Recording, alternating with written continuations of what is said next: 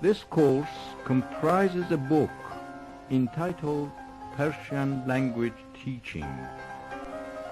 In Persian, آموزش زبان فارسی. کلید تمرین 8. 1. من نامه را با صدای بلند می‌خوانم. 2. تو مقاله را با صدای آهسته می‌خوانی. 3. او این شعر را آهسته نمی‌خواند. 4. بچه‌ها هر روز در مدرسه سرود می‌خوانند. 5. چرا شما هیچ وقت رمان نمی‌خوانید؟ 6. بابک گاهی داستان کوتاه می‌خواند.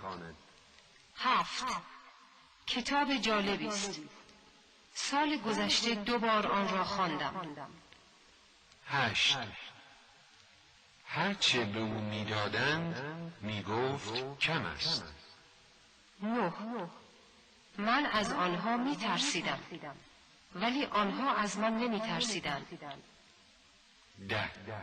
از من نترس، من دوست تو هستم.